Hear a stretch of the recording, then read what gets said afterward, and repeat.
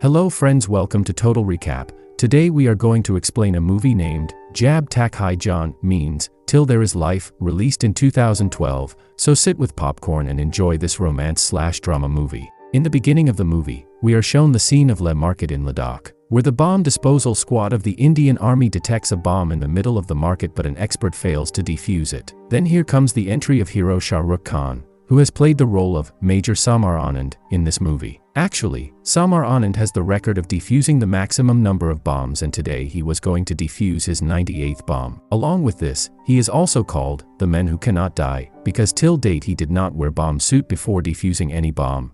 And this bomb was also defused by Samar Anand within a minute. Samar Anand likes to be alone these days and keeps making a list of his defused bombs on his diary. Only then here is the entry of Akira. Akira Samar is the exact opposite of Anand. Actually, she has come here in the cold waters of Ladakh to fulfill a deer given by her friends. But he jumps into the water, but after a while Akira starts drowning in the water. Here she sees Samar Anand and asks him for help. Hearing Akira's voice, Major Samar saves her life by risking his life and makes her wear his jacket. But here Samar leaves from here without saying a word, and his jacket was still with Akira. Akira dreams of working for a Discovery Channel in London, but for now, she was only working for a local news channel. Later, when she goes to her room to change, he finds a diary in Major Samar's jacket. In it, he had written about the most beautiful moments of his life. The first line read something like this: "Although I had lived 25 years of life, my real life began on this day." Now, here we see the story going back 10 years. At this time, Samar is not in the Indian Army and speaks everyone with a big smile. Currently, he works double shifts in London. It's the first time he saw Mira outside the church, and both Mira and Samar were unaware of each other's presence. But here, Samar follows Mira inside the church. Mira prays to God, saying, "Today, an Indian family is coming to my house with a marriage proposal, so please do me a favor and make sure I don't like them." In return, Mira promises Jesus that she will never wear fur coats from now. In fact, every time Mira asks Jesus for something, she sacrifices her favorite thing in the return. For instance, the last time she asked to top the university, she promised not to eat chocolate ever again. Now, after Mira leaves, we see Samar, who had heard the entire conversation between Mira and God, met Zain, who is from Lahore and has become a good friend of Samar. However, ever since he came to London, he has been unable to find any job, and Samar has been supporting him financially.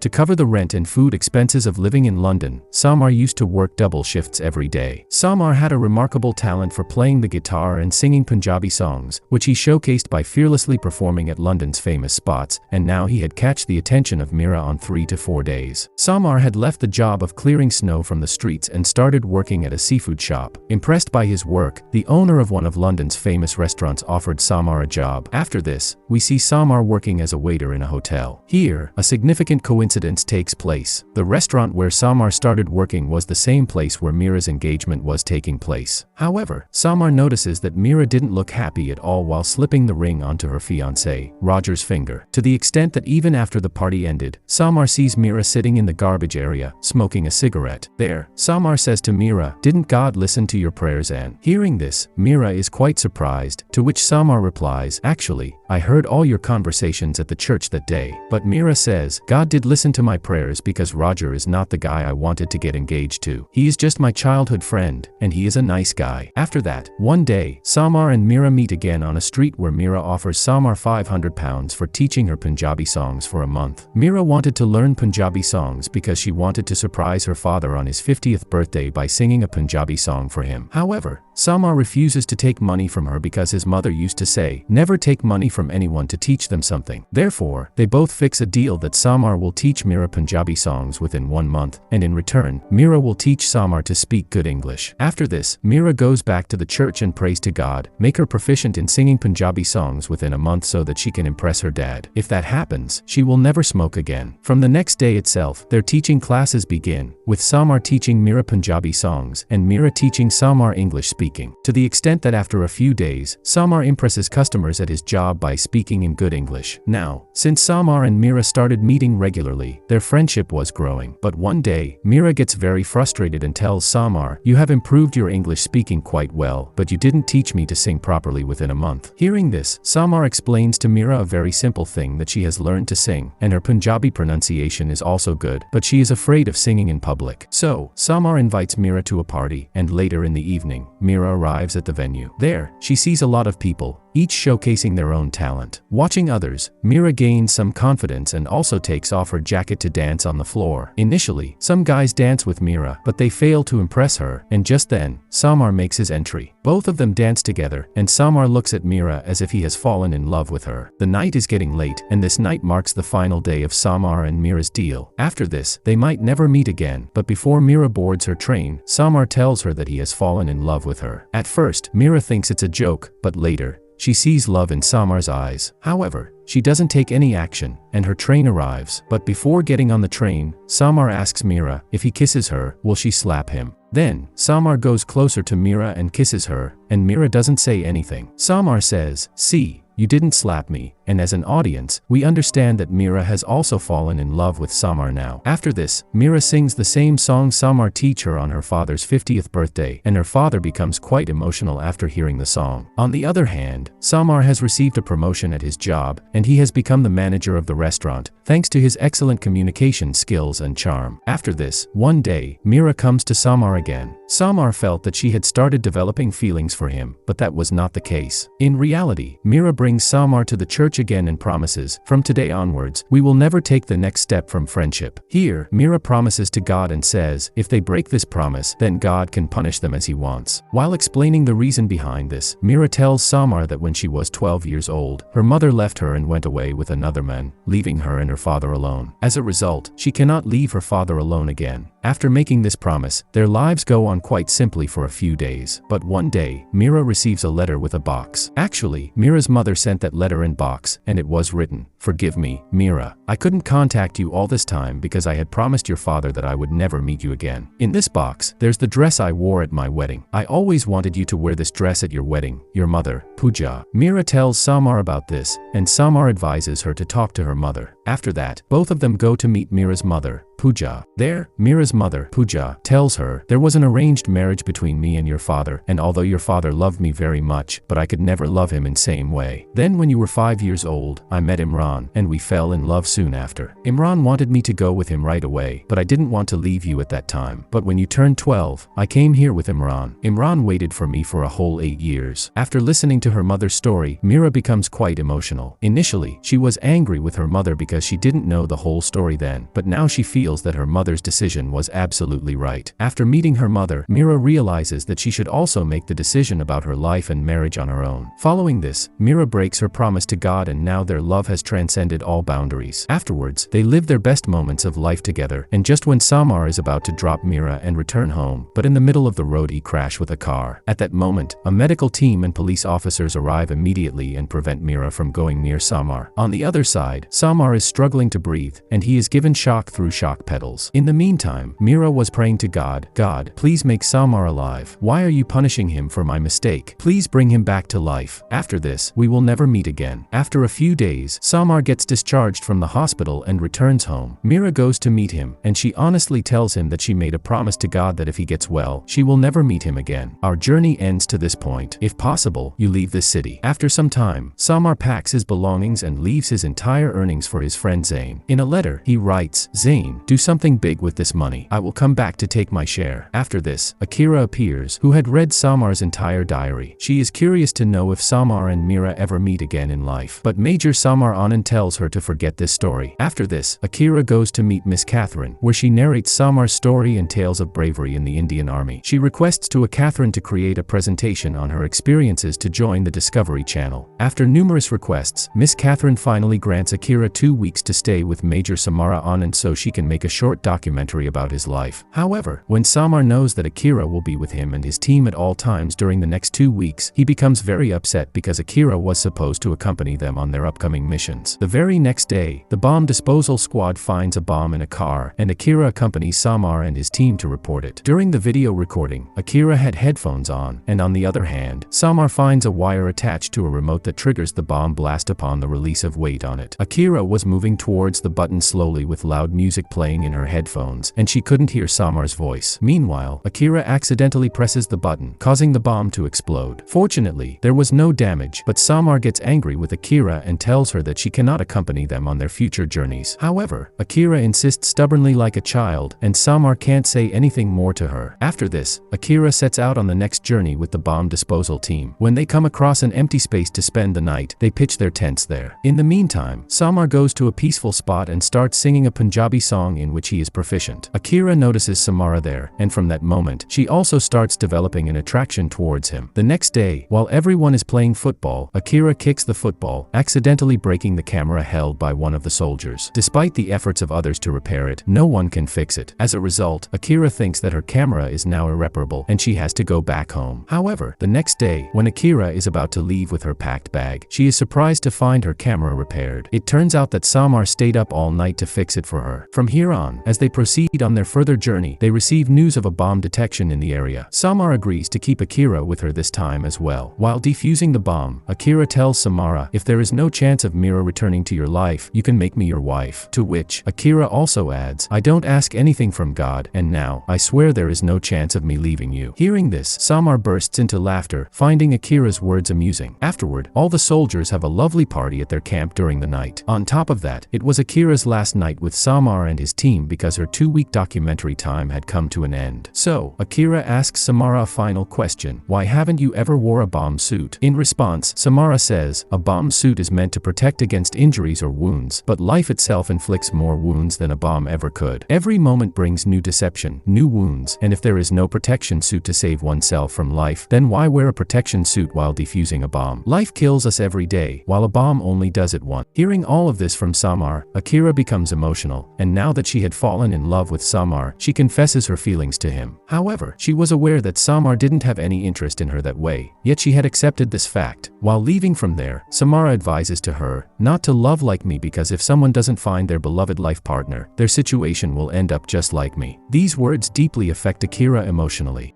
The next day, Akira bids farewell to Samar and the rest of his companions, and she departs from there for London. Once there, she shows Discovery Channel the story of Major Samar Anand first. After watching the video, Catherine becomes emotional and says, "I grant permission to showcase this story on Discovery, but Catherine had one condition: Samara must come to London." Afterward, Akira calls Samar and explains her entire situation to him. Initially, Samara refuses to come to London, but a few days later, Akira receives a call from Samar, who surprises her by arriving in London. Akira is delighted to see Samara and starts dancing on the streets. However, while saving Akira from a car, Samar gets injured and sustains a wound on his head this time. He is taken to the hospital, and after an extensive treatment, he regains consciousness. When Akira comes in front of him, Samara fails to recognize her and repeatedly calls out for Mira. This deeply saddens Akira. The doctor, Dr. Zoya, asks Samar about his age and the current year, to which Samara replies, "I am 28 years old, and the year is 2002. The doctor then talks to Akira and learns that Samar had met with an accident in London before. After examining Samar, the doctor concludes that he is suffering from retrograde amnesia, which means he has gone back 10 years in his memory. In such cases, some patients regain their memories within a day, while few never do. The doctor suggests Akira to search for Samara's 10-year-old friends and relatives. Following the doctor's advice, Akira first goes to find Mira. However, she sees Mira celebrating a child's birthday with Roger, and Akira assumes that Mira has gotten married, and the child playing with them is also hers and Roger's. After that, Akira meets Mira and updates her about Samar's condition. Then, both of them visit the doctors. The doctors advise Mira on how to behave with Samara over time. When Mira comes to Samar, he becomes overjoyed, and they hugged each other after 10 years for the first time. However, when the doctor tells Samar about the accident he had, he is utterly shocked and can't believe that the year is 2012. Later, Samar asks Mira how many years it has been since their marriage, and Mira lies to him, saying it has been 5 years. Then, while sitting in the garden, Mira eventually reveals to Akira that she hasn't married yet. She also confesses, "I still love Samar." Following this revelation, they both go to Samar's old friend, Zain, who had started a huge restaurant in Samar's name using the money he had given 10 years ago. They inform Zain about Samar's current condition. Zain then arranges for Samar's discharge from the hospital and takes him home, claiming that the house and the hotel are Samar's himself, herself, which is, in fact, a lie told by Zayn to Samar. After that, Samara and Mira start living together as husband and wife because Dr. Zoya had advised that if Mira behaves with Samar the way she did 10 years ago, his recovery will be much quicker. However, whenever Samar tries to get close to Mira, she distances herself from him. Mira had made a promise to God in 2002 that they would never meet again, and she decides to maintain a distance from Samar because she believes it would be dangerous for him if she gets too close. Then, Dr. Zoya suggests Akira to come in front of Samar, thinking that this step might trigger the return of his memory. Samar is brought in front of Akira, and he claims to be a reporter from Discovery Channel, here to interview her. After a while, Akira realizes that Samar still hasn't regained his memory. Here, Samar shares his success story of the last 10 years with Akira, and she witnesses a side of Samar that she had never seen before. After this encounter, she realizes and says to Mira, "Today, I met the real Samara Anand, because after being separated from you, he had forgotten how to laugh. He lives only to love you, and if you both stay together, it is for both of your well-being." And Samara is happy too. After that, one day when Samar is about to catch a train to go home, the entire station is evacuated due to a bomb scare on the train, and the alarm is sounded. Hearing the alarm, Samar starts experiencing flashbacks of his soldier days, and slowly, he goes to the spot where the bomb is suspected. When the police officer asks him to move away from there, he reveals the name of the bomb. Surprisingly, the police officer assumes that Samara is a bomb disposal expert. Consequently, Samara is allowed to defuse the bomb, and as he does so, his memory starts returning. He successfully deactivates the bomb, and when asked for his name, he introduces himself as Major Samara Anand, stating that he works in the Indian Army's bomb disposal squad. Now, Samara knows that Mira kept him away from the truth and betrayed him. As a result, he calls Mira for a discussion, where he tells her that even if they got married 5 years ago, he doesn't remember it, and proposes to marry her again. This surprises Mira, and she starts leaving. However, Samara calls out to her and says, "Memory is such a strange thing, isn't it? Try to forget something your whole life, but you can't erase it completely. And sometimes, you try to remember a small thing, but it doesn't come back." With this, he departs, saying, "I've lived without you for 10 years, hug death every day. Now, either your God has to kill me, or your God have to give up and compelled you to come to me." After that,